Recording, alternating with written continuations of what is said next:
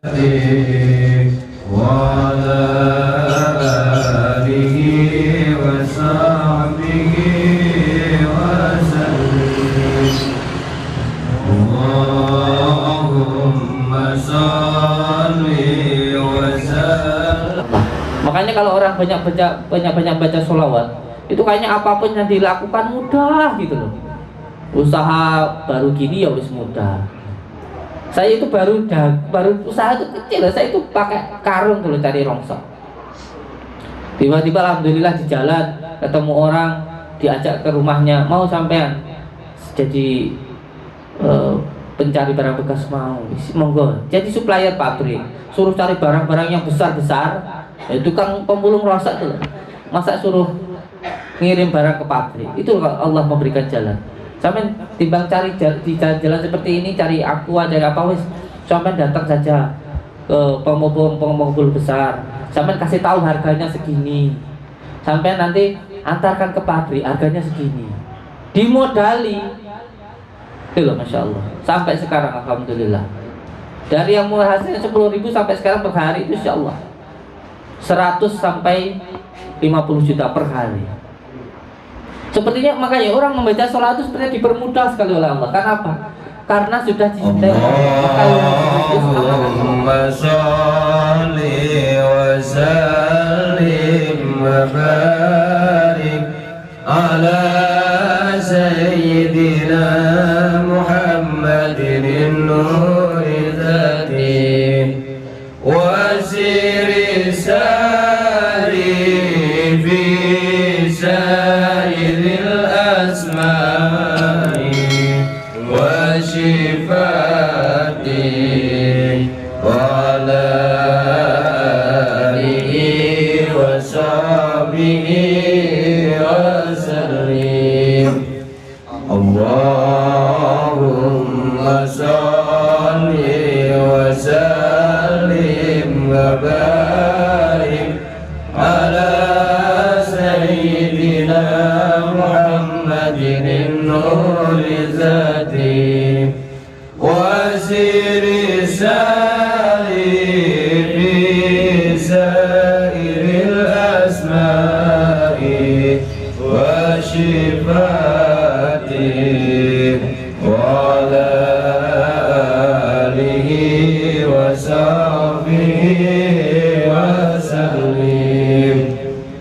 Allahumma sholli wa sallim wa barik ala sayyidina Muhammadin nuri dzati wa siri sari bi sairil asma'i wa shifati wa ala alihi wa sahbihi wa sallim.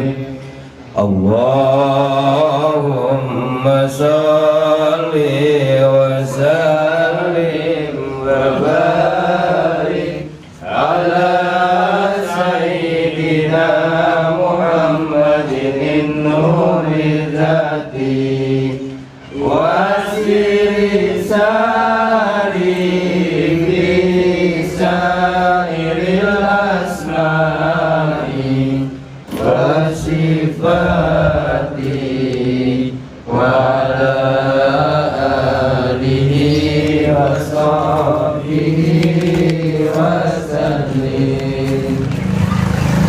Allahumma sholli wa sallim wa barik ala sayyidina Muhammadin nuri dzati wa siri sari bi sairil asma'i wa shifati wa barik ala sayyidina Muhammadin nuri dzati wa siri sari fi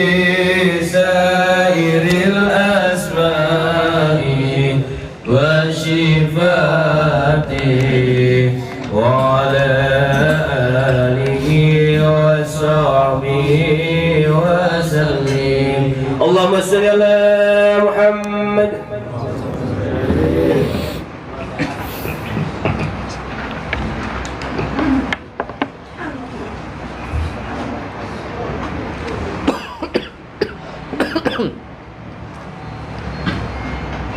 Bismillah.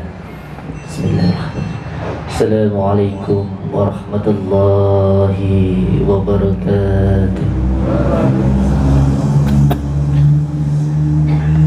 Bismillah, alhamdulillah, syukurillah, wala khawla wala quwata illa billah. Amin. Sayyidina al-Quram ya Syekh, hormati kiai, ustaz yang membantu untuk mendidik para saudara-saudara kita, santri-santri kita, syukur banyak-banyak terima kasih. Dan untuk bapak-bapak, ibu-ibu semuanya yang ada di Padepokan Lucat Jati, Majelis Zikir Shalawat Syar'i ala Duni ini saya hormati, dan kepada santriwan maupun santriwati yang saya sayangi. Alhamdulillah, segala puji bagi Allah yang telah memberikan kita kenikmatan. Allah Subhanahu wa taala yang telah memberikan kita kenikmatan yang luar biasa. Dimulai dari kita bangun pagi ini sampai kita nanti tidur nanti malam. Coba kita bayangkan nikmat Allah yang diberikan kepada kita dari kita mulai bangun tidur sampai kita tidur lagi. Coba sampai hitung. Bisa satu hari saja sampai hitung nikmat Allah yang diberikan kepada kita dari kita bangun tidur sampai kita tidur lagi. Coba sampai hitung nafas yang sampean hirup dari ketika jenengan bangun tidur sampai sampean tidur lagi. Berapa kali sampean menghirup nafas? Pernah enggak kita bersyukur kepada Allah ketika kita menghirup nafas ini? Pernah kita syukuri nafas Allah yang diberikan kepada kita saat ini? Nikmatnya kita menghirup nafas ini. Pernah kita menghitung? Pernah kita bersyukur enggak? Makanya oleh sebab itu ada zikir nafas. Oleh sebab itu sering sekali saya ajarkan, bahkan metode belajar kita, meditasi kita, yaitu dengan meditasi tasawuf. Masuk nafas hu, keluar nafas Allah.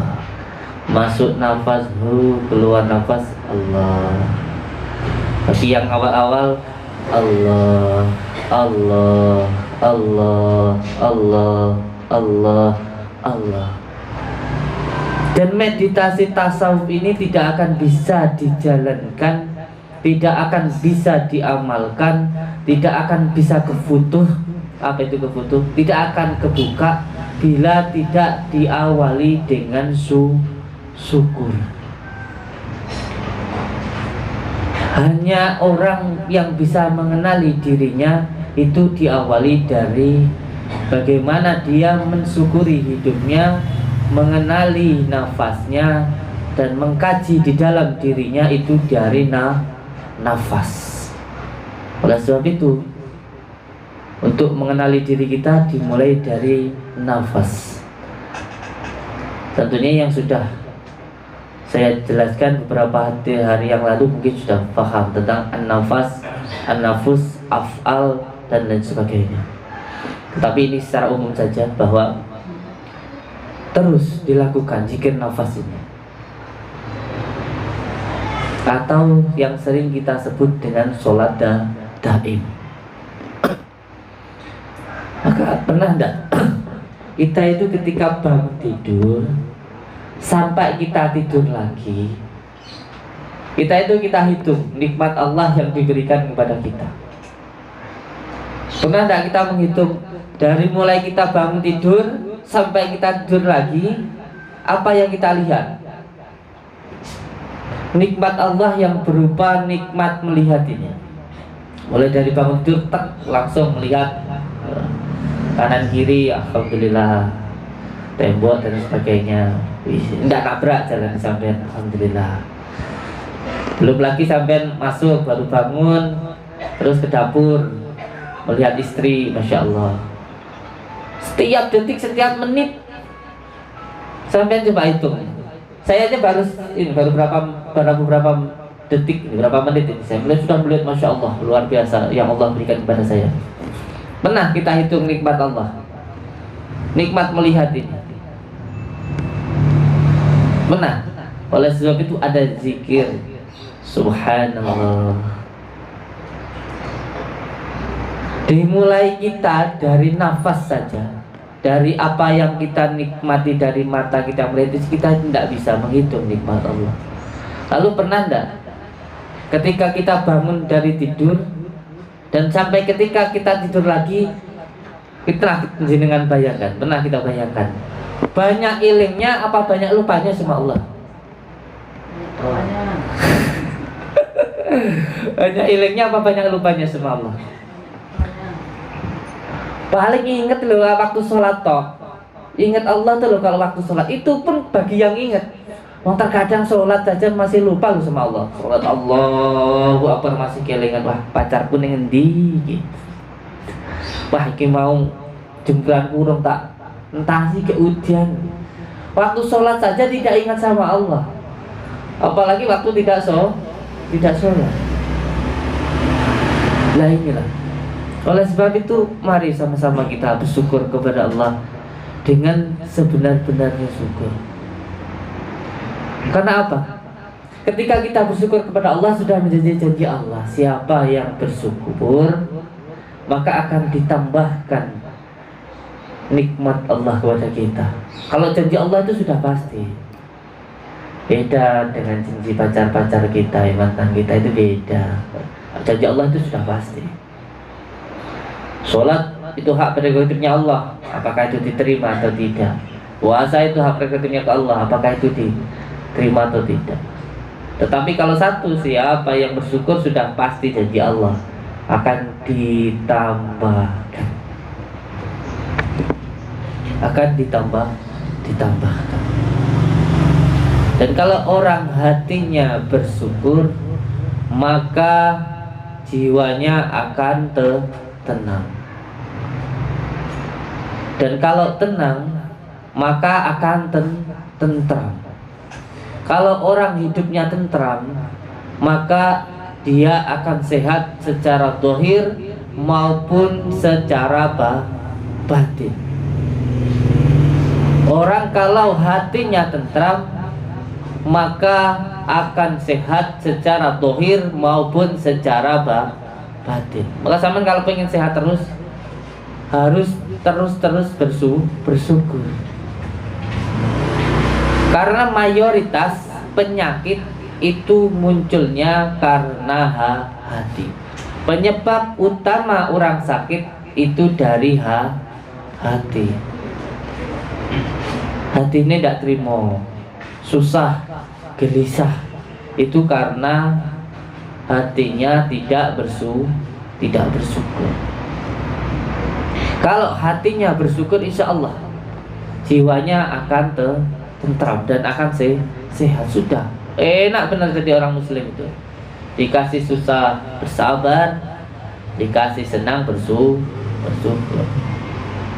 Maka ketika jenengan semuanya, terutama saya pribadi, ketika kita berzikir, kita bersolawat, itu bukan supaya kita jenengan itu bukan biar jadi orang yang jaduk, biar jadi orang yang kebal, bisa jalan di atas air, bisa duduk di daun pisang, bukan. Orang yang berzikir, orang yang bersolawat itu agar hatinya tentram,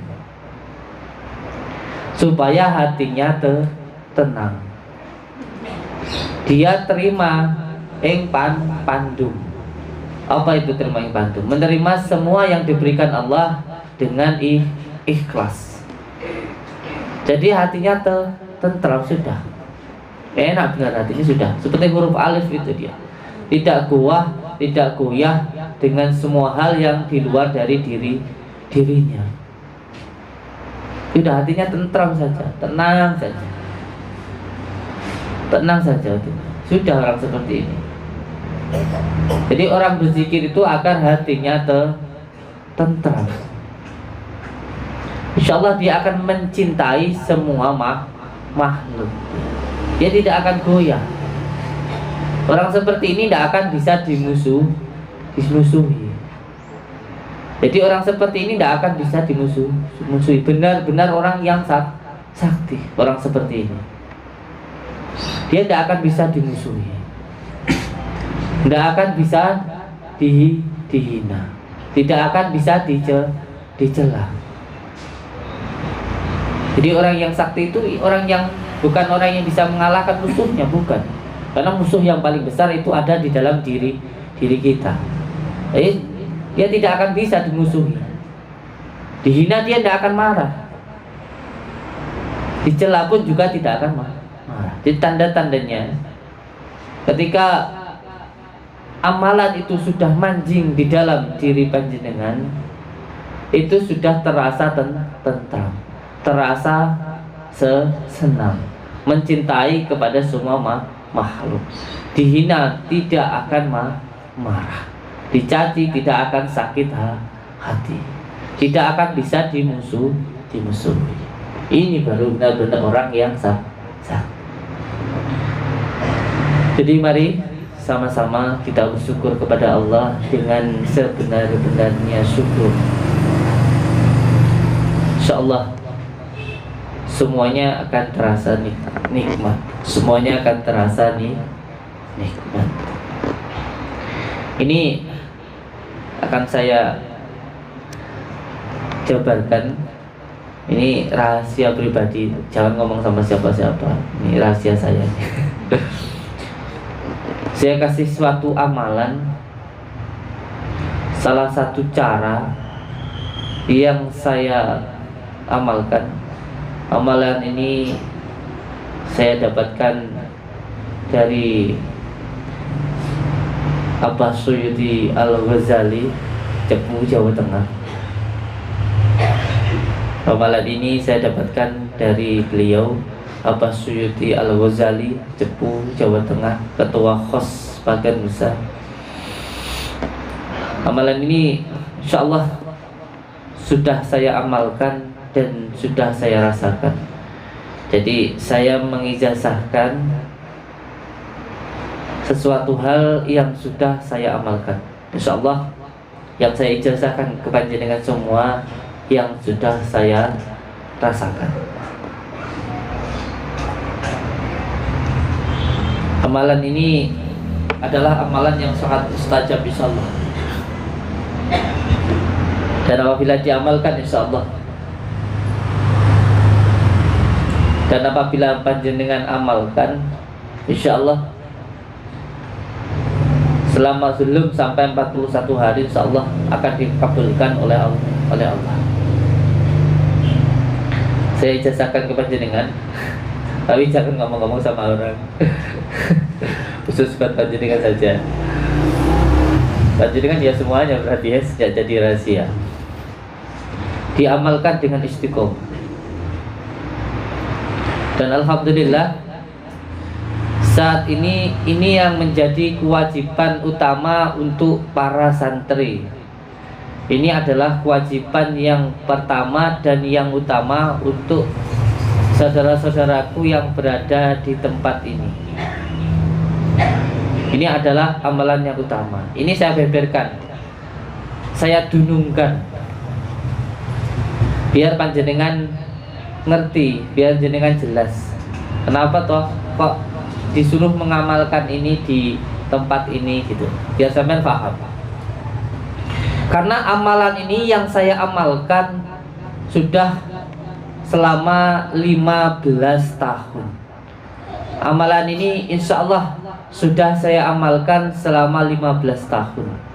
Dan amalan ini sudah diamalkan oleh guru saya, oleh abah saya. Selama saya ikut beliau, selama saya derek beliau, saya melihat beliau mengamalkan amalan ini. Dan menurut beliau juga sudah diamalkan oleh guru beliau, Bapak Kiai Haji Gus Rohim, atau panggilannya Mbah Isyan. Dan sudah diamalkan oleh guru beliau yang bernama Abah Imam As-Sajid yang berada di Bangkalan. Dan sudah diamalkan oleh guru beliau yaitu Kiai Ahmad Muhammad yang berada di Jember. Dan sudah diamalkan oleh guru beliau yang bernama Abah Imam Ikhwanul Ihsan. Beliau hanya orang biasa sebenarnya. Pekerjaan beliau hanya bertani saja. Tetapi Masya Allah, ilmu beliau sambung sampai ke imam besar, yaitu Syed Muhammad Abu Hasan Asy-Syadzili. Ilmu ini sangat-sangat insya Allah sangat-sangat mustajab, Masya Allah. Insya Allah, monggo sampai amalkan. Saya jazakan untuk siapapun, untuk siapapun gitu. Jadi rahasia. Untuk siapapun yang mau mengamalkan amalan ini. Kunci dari amalan ini ialah ikhlas. Kuncinya adalah ikhlas.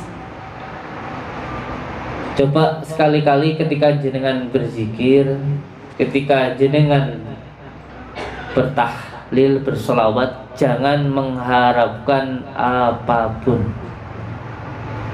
Jangan mengharapkan apapun. Niatkan satu hanya untuk menyembah kepada Allah, mencari keridhaan Allah. Ketika jenengan bingung mencari harta, maka tinggalkanlah harta itu. Ketika jenengan sedang susah, sedang bingung, sedang sangat ingin dan membutuhkan dunia, maka tinggalkanlah dunia itu. Loh gimana? Mencari dunia, saya itu butuh dunia, kok malah suruh meninggalkan dunia? Ketika jenengan sangat butuh dunia, maka dekatilah yang mempunyai dunia. Ketika jenengan ingin belajar ilmu batin, coba tinggalkan keinginan jenengan ingin jaduk, ingin sakti, ingin bisa terawangan dan lain sebagainya. Dekatilah yang maha gaib. Dekatilah yang maha gaib. Karena ilmu batin itu adalah ilmu rasa, ilmu ikhlas. Sama seperti kita mau tidur itu loh, akan mudah dipahami ya. Ya tidak berbahasa seperti bahasa kita, bahasa umum saja. Saya lebih suka memang berbicara tentang sesuatu hal yang sifatnya itu umum, tidak perlu harus pakai kitab ya, biar jenengan paham. Jadi ilmu batin itu adalah ilmu rasa. Ilmu rasa itu kuncinya ikhlas. Sama kayak jenengan mau tidur itu loh.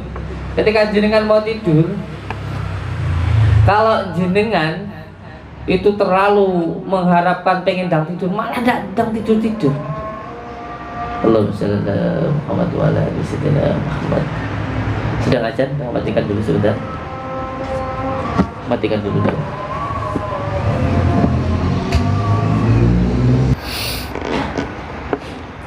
Jadi ilmu batin itu adalah ilmu rasa. Ilmu batin itu adalah ilmu ikhlas.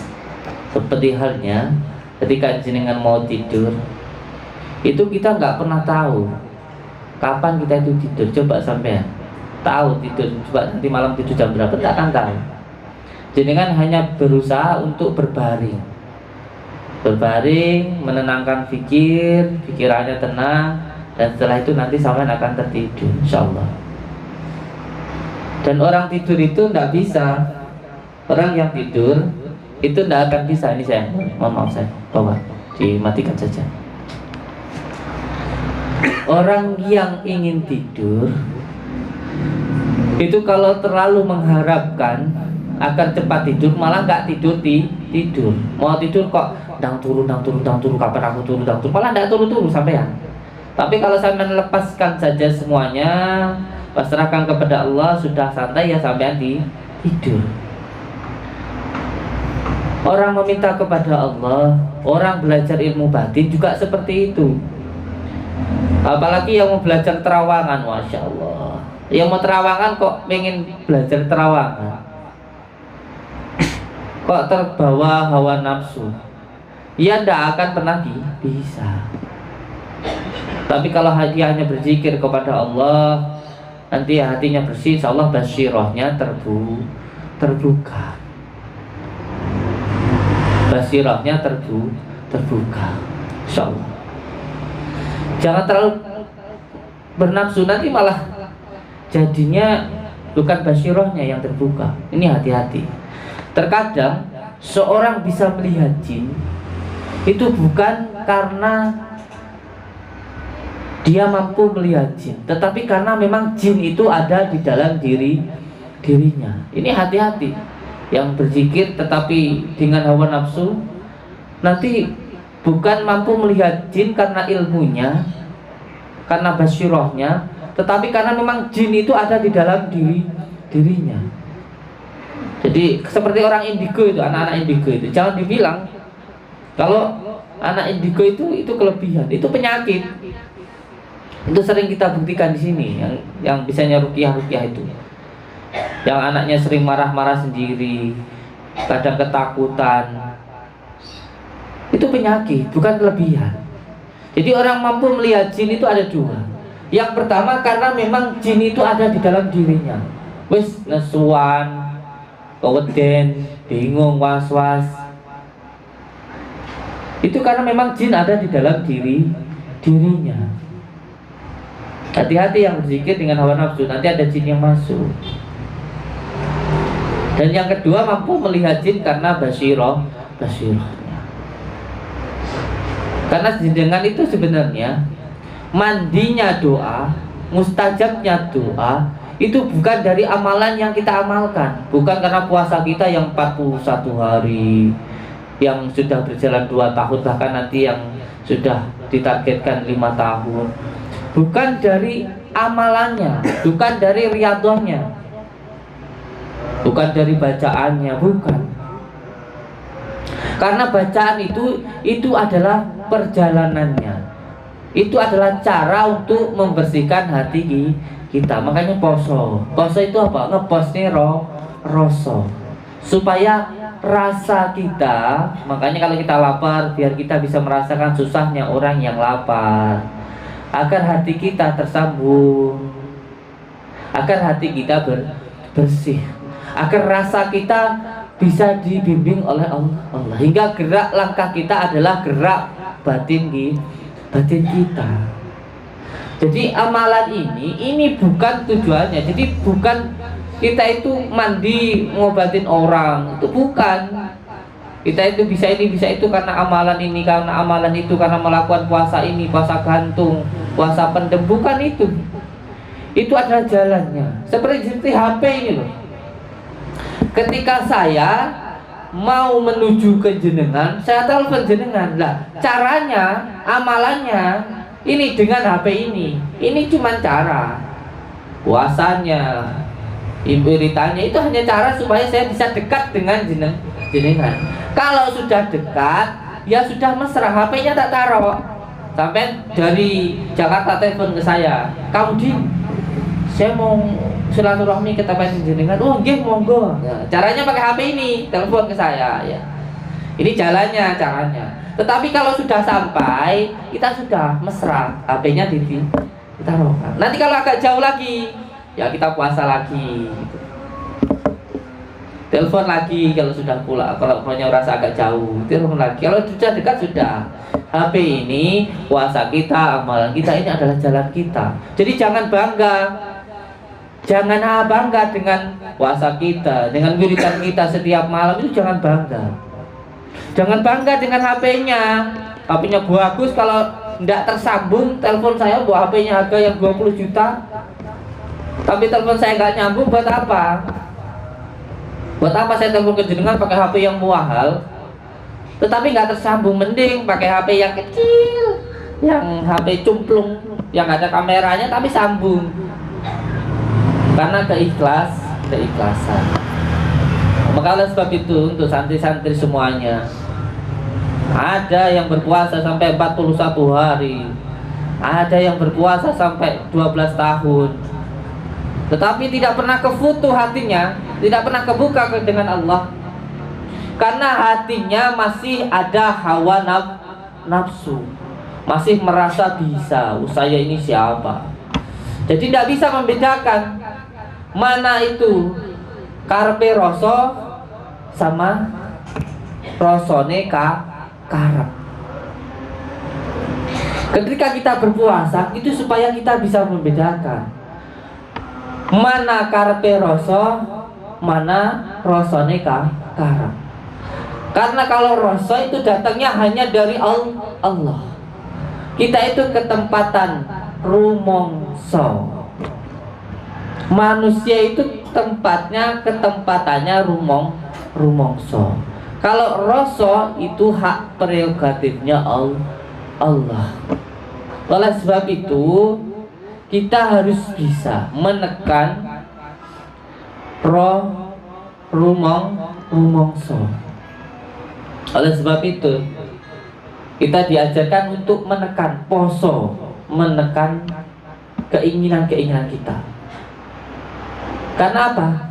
Karena batin kita ini, nur kita ini tertutup, dibungkus oleh jisim kita, oleh dunia. Ketika jisimnya ini, ketika badan kita ini lemah, ketekan dengan puasa, dengan menekan semua hal keinginan yang bersifat duniawi, maka nurnya akan memancar. Maka ketika jisimnya, badan kita ini lemah, maka batinnya akan kuat. Tetapi kalau badannya, jisimnya ini kuat, maka batinnya akan lemah. Oleh sebab itu dikurangin makannya, dikurangin tidurnya. Sama kayak sampai mau mengeluarkan minyak itu yang ada di dalam kelapa, mau mengeluarkan santan itu saja sudah, nggak usah yang tinggi-tinggi, nggak usah marifat, hakikatnya saja. Mengeluarkan santan saja, itu kelapa harus dikeprok dulu, setelah dikeprok parut dulu, setelah diparut goreng minyak, setelah itu baru dikeprok dulu, parut, baru keluar minyaknya. Kita pun ya gitu. Makanya santri ini harus malam dibangunkan. Ini sudah menjadi kewajiban untuk santri. Yang malas harus ditegur. Kalau tidak mau suruh pulang. Kalau tidak mau sholat malam suruh pulang. Kalau ditegur marah suruh pulang. Kalau ada santri yang masih muda, orang tuanya tidak terima, orang tuanya suruh sini. Untuk apa ditaruh di sini? Kalau tidak mau mengamalkan, ya memang kita itu harus dipaksa. Kita itu harus dipaksa. Dari dipaksa nanti akhirnya jadi biasa. Terus akhirnya jadi suka. Makanya ada puasa 7 hari, ada puasa 41 hari, ada puasa 2 tahun, ada puasa sampai 11 tahun. Itu memang untuk pemaksaan. Jadi kalau ada yang bertanya ke saya, Kang, gimana caranya biar saya itu istiqomah di dalam mengamalkan amalan? Maka saya jawab, kuncinya ya paksonen. Ya harus dipaksa. Dari dipaksa nanti jadi biasa. Contoh ketika jenengan sudah biasa sholat isya, kok belum sholat isya tidur, pasti gelimpungan, tidak enak. Karena belum sholat isya. Bahkan kalau sudah tidur itu lo bisa bangun. Oh ya, aku tadi belum sholat isya. Nanti jadi biasa. Terus akhirnya jadi suka. Puasa 7 hari itu ada perlawanan. 41 hari sudah mulai ada kebiasaan. nanti setelah 2 tahun sudah muncul rasa cinta. Makanya kita ini dijadikan manusia, kita ini sudah dimanusiakan, disempurnakan oleh Allah. Makanya kita itu katanya diciptakan sudah sempurna. Maka ketika kita sudah diciptakan secara sempurna, maka kita harus bisa menyempurnakannya. Jadi kita itu sempurna, bukan sempurna apa adanya. Sempurna karena kita sempurnakan. Kita itu dikatakan manusia yang sempurna oleh Allah, diciptakan sebagai manusia yang sempurna karena kita punya akal dan juga punya nafsu. Kita itu dikatakan manusia yang sempurna karena kita punya akal dan juga punya nafsu. Maka ketika akalnya mampu untuk mengendalikan hawa nafsunya, maka itu yang disebut dengan insanul kamil, manusia yang sempurna. Tapi ketika nafsunya yang mengendalikan akalnya, maka dia akan menjadi manusia yang hina, lebih hina dari binatang.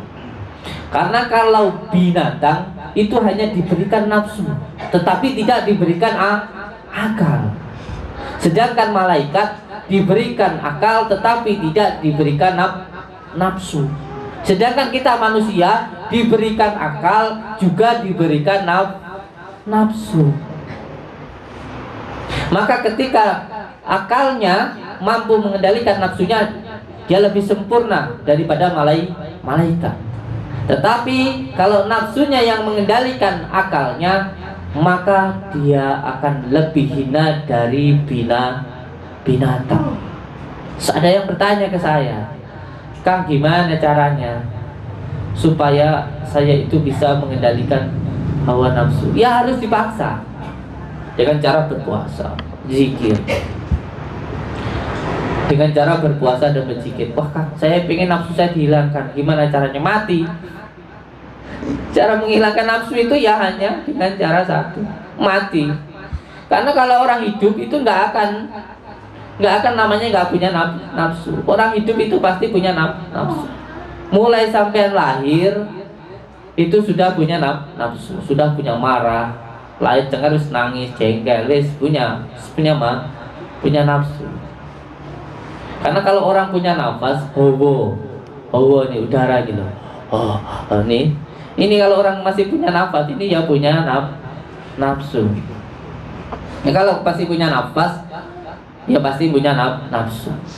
Makanya di sini ada, kita selalu mengajarkan untuk zikir nafas dengan cara berpuasa dan sebagainya. Oke. Dan yang paling penting lagi, kembali seperti yang awal saya katakan, saya ijazahkan amalan yang apabila jenengan amalkan, insyaallah ini sangat mustajab. Ini adalah cara untuk meminta kepada Allah. Jadi orang meminta itu harus tahu cara-caranya. Jenengan meminta itu harus tahu caranya. Jangan asal meminta toh. Jadi banyak orang yang bertanya, kenapa saya itu sudah berdoa lama, sudah begini begitu, kok tetap tidak dikabulkan, Gus? Kok nggak dikabulkan, Kang? Gitu lah. Karena nggak tahu caranya, asal minta toh. Asal minta toh. Orang meminta itu harus tahu caranya. Cara yang utama, yang pertama, ini saya kasih rahasia. Jadi dengan pahami ini. Sampai pengen usahanya laris, pengen punya usaha besar, pengen badannya sehat, tidak usah bingung-bingung, nggak usah ke dukun, nggak usah kemana-mana, amalkan ini. Karena saya amalkan juga ini. Yang pertama, ketika jenengan meminta, itu sampean harus tahu dulu waktunya. Ketika jenengan meminta, sampean harus tahu dulu waktunya. Sama seperti jenengan ketika mau meminta sesuatu, tanda tangan atau apa ke lurah. Jenengan harus tahu lurah itu ada di tempat kelurahan itu jam berapa, jangan datangi. Biasanya di kelurahan itu dituliskan, oh lurah ada di kantor itu antara jam 8 sampai jam 10 siang. Ya sampean waktu itu ndang datang, nanti ketemu insyaallah. Jadi kalau mau meminta sesuatu itu harus tahu waktunya dulu. Ini riyadhah yang harus dipastikan pahami. Dan ini yang sebab itu saya ajarkan kepada semua santri di sini harus diamalkan itu. Yang pertama harus tahu waktunya.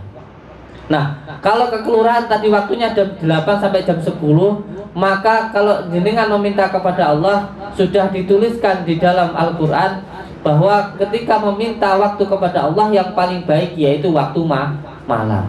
Antara jam 1 sampai jam 3. Ketika orang-orang tidur itu sampai bangun dan meminta kepada Allah. Yang pertama harus tahu waktunya. Yang kedua harus lewat wasilah. Harus ada wasilahnya. Dan wasilah yang paling utama, jalan yang paling utama untuk mendekat kepada Allah dan yang paling tahu tentang Allah itu adalah baginda Rasulullah. Jadi kalau jenengan meminta itu harus lewat baginda Rasulullah. Karena Rasulullah adalah kekasih Allah. Dan kalau kita ingin dicintai oleh Allah, maka kita harus mencintai baginda Rasulullah. Ketika jenengan cinta dengan Rasulullah, insya Allah jenengan pasti akan dicintai oleh Allah. Dan kalau sampai sudah dicintai oleh Allah, namanya orang sudah cinta. Sampai kalau cinta sama pacar sampean, cinta sama istri ini sampean, istri sampean belum minta pun sudah sampean kasih. Malah apa yang menjadi kesenangannya wis sampean dang-dang sampean golek, wah senengannya kembang, senengannya baju itu wis dang-dang sampean tumbas, sampean belikan, sampean kasih ke dia. Karena cinta. Bahkan belum berdoa, bahkan sebelum jenengan berdoa itu pun nanti akan sudah diberikan oleh Allah. Makanya jangan heran yang suka mengamalkan sholawat. Jangan heran, saya itu tidak pernah minta ini minta itu, tidak. Sepertinya apapun yang saya kerjakan itu sudah diberikan oleh Allah. Makanya kalau orang banyak baca sholawat, itu kayaknya apapun yang dilakukan mudah gitu loh. Usaha baru gini ya wis mudah. Saya itu baru usaha itu kecil, saya itu pakai karung dulu cari rongsok. Tiba-tiba alhamdulillah di jalan ketemu orang, diajak ke rumahnya, mau sampean jadi pencari barang bekas, mau monggo jadi supplier pabrik, suruh cari barang-barang yang besar-besar, tukang pemulung rosok tuh, masa suruh ngirim barang ke pabrik. Itu Allah memberikan jalan. Sampean timbang cari di jalan seperti ini, cari aqua, cari apa wis, sampean datang saja ke pemulung besar, sampean kasih tahu harganya segini, sampean nanti antarkan ke pabrik harganya segini, dimodali itu loh, masya Allah. Sampai sekarang alhamdulillah, dari yang mulai hasilnya 10.000 sampai sekarang per hari itu insya Allah 100 sampai 50 juta per hari. Sepertinya makanya orang membaca sholat itu sebenarnya dipermudah sekali oleh Allah. Karena apa? Karena sudah dicintai oleh Allah. Maka oleh sebab itu amalkan sholawat saja sampean. Amalkan sholawat. Karena apa? Karena kunci dari semua ilmu, puncak dari semua asma, dan puncak dari semua mantra itu sholawat. Maka amalkan sholawat. Amalkan sholawat. Yang kedua tadi, yang pertama harus tahu waktunya, sampean harus bangun jam 1 itu jenengan harus bangun. Terus yang kedua harus menggunakan wasilah, yaitu sholawat. Dan yang ketiga, ketika jenengan mau meminta, itu jangan langsung meminta, tetapi panggil dulu dengan nama-nama yang baik. Dirayu dulu, sama kan sampean minta ke ibu sampean, oh ibuku sugih, ibu ayu gitu. Sampeyan rayu ngomong ini sugih ibu sampean, ndak perlu sampean jalu wis diwai. Sampeyan rayu, sampeyan ngomong aku, wah, Gus sampean iki wis tak wae ngono ae, seneng hatiku. Nah, nama-nama yang baik ini di dalam Al-Qur'an disebut dengan Asmaul Husna. Maka yang punya hutang banyak, bangun malam, setelah bangun malam baca sholawat, baca ya Fatahu ya Rojab. Allah mau sugih, mau kaya, Gusti mau sugih, mau kaya, Gusti mau sugih, mau kaya. Wes sampean kok yo malah diparingi sugih. Dan ini juga bagi santri yang biasanya senang riyadhah, pengen kebuka mata batin, ya baca ya batin, ya batin, ya batin, ya batin. Kalau saya memang dulu oleh Abbas Syed Al-Ghazali disuruh memilih dua. Saya ditempatkan di suatu tempat, suruh memilih antara ya batin atau ya latif. Ya latif, Allah yang maha lembut. Saya memilih ya latif. Maka yang pengen mata batinnya kebuka, basirahnya kebuka, amalkan ya latif. Ini 12.000 setiap malamnya. Insyaallah mesti nanti kefutuh insyaallah. Amalkan, bangun malam, setelah itu baca sholawat, setelah itu baca ya latif 12.000. Jadi yang pertama, untuk agar doa kita dikabulkan, pahami caranya ini. Yang pertama, dia harus bangun malam. Caranya bagaimana? Saya jelaskan biar lebih gamblang, biar tidak setengah-setengah. Ini karena sudah saya ijazahkan maka saya harus bertanggung jawab. Yang pertama, bangun malam, mandi. Ini sebagai adabnya mandi malam, jam 1, jam 2, jam 3. Aduh Gus, mandi malam nanti saya jadi rematik. Enggak, saya tegaskan. Orang ini ibu ini biar paham, didengarkan dulu. Ini juga obat, ini caranya. Biar sampean datang enggak cuman diobati terus nanti enggak mengamalkan, percuma. Saya pengen jenengan ketika datang ke sini yang biasanya enggak sholat, ke sini jadi mau sholat. Yang biasanya tidak pernah bersyukur, saya pengen ketika jenengan datang ke sini jadi bersyukur. Ketika jenengan yang biasanya tidak pernah sholawat, ketika jenengan datang ke sini jadi mau sholawat. Karena kuncinya sebenarnya orang yang sering sakit itu karena dirinya sendiri. Karena dirinya sendiri. Kata Allah, sesuatu yang menimpamu itu karena perbuatanmu sendiri. Maka ini harus dihilangkan dulu penyebabnya. Dengan cara ini tadi, saya tegaskan dulu, biar sampean paham. Jangan malas-malasan dulu. Yang mau tidur ya sambil tidur, yang sakit ya sambil rasain sakitnya, tidak apa-apa. Dinikmati. Wong masih sering sehatnya kok daripada sakitnya. Oh ya, sakitnya baru 1 tahun, sehatnya 10 tahun kok. Dinikmati dulu. Jangan ojo bersulah ya Rebi. Saya juga biasa sakit. Yang pertama harus mau bangun malam dulu, jenengan. Mau bangun malam antara jam 1 sampai jam 3. Pertama caranya mandi dulu. Wah kudugus, saya kalau mandi malam nanti saya rematik. Enggak, saya tegaskan. Saya itu melihat abah saya sendiri. Abah saya itu setiap malam ketika mau sholat malam itu bangun. Dan alhamdulillah umurnya sekarang sudah 90 itu masih sehat, tidak sampai sakitan. Karena beliau menjelaskan kepada saya begini. Air itu saya nggak berbicara secara kitabnya ya. Sebenarnya ada di dalam kitab Ihya Ulumuddin diterangkan. Saya nggak mau bicara kitab terlalu dalam, bahasa umum saja. Air itu terbagi menjadi 3. Ada air obat. Itu antara jam 1, jam 12, jam 1, jam 2, jam 3 itu air obat. Lalu kalau mandi itu insya Allah sehat. Ada air kesegaran. Dia tidak menjadikan obat dan juga tidak menjadikan penyakit. Biasa mawon.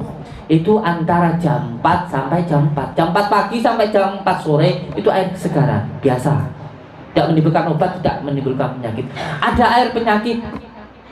Kalau dibuat mandi nanti bisa jadi penyakit. Antara jam 5 sore sampai jam 10 malam. Jangan mandi. Jangan mandi. Jadi jangan ragu untuk melakukan ini, insya Allah. Saya sudah mengamalkan sendiri. Semua sini sudah paham lah, insya Allah. Makanya saya perintahkan ke semua santri kalau malam mandi. Kalau mandi insya Allah sebagai adab juga ketika jenengan mau berwirid, biar seger. Ketika mau hadap Allah, mau bertemu Rasulullah, itu hatinya, terutama jisimnya, jasadnya bersih. Nah, mau bertemu sama Pak Lurah saja mandi. Masa mau bertemu Allah, mau bertemu Rasulullah kok tidak mau mandi dengan itu. Membaca sholawat tidak mau mandi dulu. Mandi malam. Makanya yang tidak mau mandi siram santri ya. Siram. Kalau tidak terima suruh pulang. Ya. Pertama mandi. Setelah mandi sampai sholat taubat dulu. Sobat sampai ya Allah, minta dulu kepada Allah. Jangan langsung minta. Sampai cukup jalur nanti wai. Ngomong dulu kalau mana datang sama ibu itu kalau mau minta. Bu, kalau jangan ngapura bu, aku ki sering lek sampean kongkon ndang budal. Aku ki sering nglawan hatine sampean. Ibu ya sampean nanti luluh hatinya. Hatinya akan luluh ke sampean. Tobat dulu, sholat tobat dulu kepada Allah. Setelah itu baru sholat hajat. Sholat taubatnya 2 rakaat saja.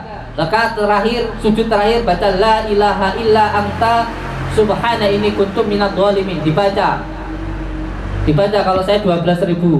Kalau jenengan dibaca 90 kali saja, 99 kali saja baca la ilaha anta subhana inni kuntu minadz dzalimin. Sujud terakhir di rakaat yang kedua salat taubat. Duduk waktu sujud baca la ilaha anta subhana inni kuntu minadz dzalimin. Setelah itu selesai salat hajat, baru meminta. Setelah itu minta kepada Allah. Setelah sampean wis ngerasa ya Allah maaf ampunilah saya itu sudah merasa itu. Nah, baru sampean minta. Caranya bagaimana? Salat taubat 4, salat hajat 4 rakaat. Rakaat pertama baca surat Al-Ikhlas 10. Rakaat kedua setelah Al-Fatihah membaca Al-Ikhlas 20. Salam. Setelah itu rakaat ketiga membaca surat Al-Ikhlas 30. Rakaat keempat setelah membaca Al-Fatihah membaca surat Al-Ikhlas 40. Salat Al-Ikhlas. Surat Al-Ikhlas ini kalau saya jabarkan Masya Allah luar biasa. So Abdul Qadir Masya Allah, Nabi Khidir alaihissalam itu amalin surat Al-Ikhlas. Saya kasih bocoran, jangan kasih tahu orang ya. Surat Al-Ikhlas. Surat Al-Ikhlas itu amalannya. Masya Allah di dalam surat Al-Ikhlas itu ada kul. Ini nanti kita jabarkan tentang apa itu. Kalau ada orang yang bilang zikirnya itu kan ada ya, kemarin-kemarin itu mengsirik-sirikan zikir itu sirik-sirik karena Anda paham. Ini kalau nanti saya jabarkan tahu. Itu hurib. Makanya Allah itu punya wujud. Kita ini adalah wujudnya. Hurib kita itu hurib itu ada yang menghidupkan. Kita itu hurib enak sing nguripi. Ini isu-isu kita bahas tentang zikir Allah. Nah, di dalam surat Al-Ikhlas ini banyak sekali Masya Allah menerangkan tentang keesaan Allah, tentang sifat-sifat Allah, dan Masya Allah luar biasa. Maka dibaca ini totalnya berarti berapa? 10, 20, 30, 40. Enak dipahami. Rakaat pertama 10, rakaat kedua 20, rakaat ketiga 30, rakaat keempat 40. Diamalkan. Nah, setelah sholat hajat yang 4 rakaat tadi itu, setelah itu baru jenengan membaca istighfar dan sholawat. Setelah itu membaca Asmaul Husna. Ini yang pengen kebatinannya hidup, rasanya hidup, amalkan ini, santri ini. Jangan sampai putus. 41 hari jangan putus. Coba sampai amalkan. Kalau saya dulu dibarengi dengan puasa bila ruh, tidak makan yang bernyawa dan yang keluar dari yang bernyawa. Karena di sana dulu itu di hutan. Di Lampung itu saya di hutan hidupnya. Makanya ya enak. Kalau sekarang saya main puasa bilaruh ya agak sulit, kecuali dengan niat yang kuat. Kalau di hutan enggak, cuman makannya apa? Enggak ada yang dari hewan, jadi cuma nasi tok gitu. Nasi putih itu tok. Enggak ada di warung-warung jajan itu. Kenapa kau puasa bilaruh? Kenapa tidak makan yang bernyawa dan yang keluar dari yang ini saya jelaskan, saya dunungkan. Karena untuk menekan nafsu hewani kita tidak makan yang dari hewan. Karena apa yang kita makan akan menentukan yang kita lakukan. Jadi ketika mau menekan nafsu lawamah, supiyah, amarah yang ada di dalam kita, yang kita tidak makan yang dari hewan. Ini kembali lagi yang tadi, kalau kembali lagi ya seperti itu ya. Ini diamalkan. Yang mau basirahnya kebuka, yang pertama baca asmanya. Kalau mau menurut seperti yang saya amalkan, baca ya latifnya 12.000 kali. Diamalkan. Dan jangan tertuju pada amalannya, jangan tertuju pada hitungannya. Ini yang salah kadang-kadang.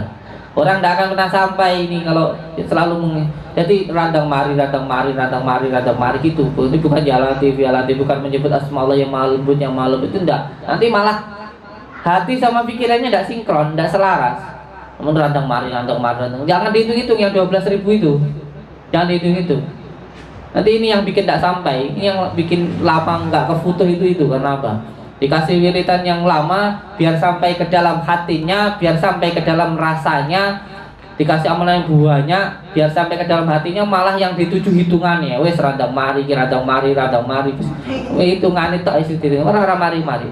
Ini nanti malah tidak sampai ini. Jadi kalau baca itu hatinya, mulutnya membaca, hatinya merasakan. Merasakan. Ini diamalkan insyaallah. Semoga memberikan manfaat kepada saudara-saudaraku Mohon maaf apabila ada kata salah yang khilaf dan perkataan yang tidak benar. Semua yang saya berikan kepada jenengan semoga memberikan manfaat. Dan satu hal lagi, ini adalah amalan yang benar-benar baik, dan apabila ada yang tidak baik dari saya, itu adalah murni dari saya sendiri, tidak ada hubungannya dengan amalannya. Demi Allah, demi Rasulullah, saya merasakan kenikmatan hidup, saya merasakan kemudahan hidup, saya merasakan kesenangan hidup dari amalan ini, dan saya ingin panjenengan merasakan amalan yang saya amalkan ini. Saya ingin panjenengan merasakan kemudahan, kenikmatan di dalam hidupnya panjenengan dari amalan ini. Dan apabila ada kesalahan di dalam diri saya, itu adalah murni kesalahan saya pribadi, tidak ada hubungannya dengan amalan ini. Semoga memberikan manfaat. Wabillahi taufiq wal hidayah.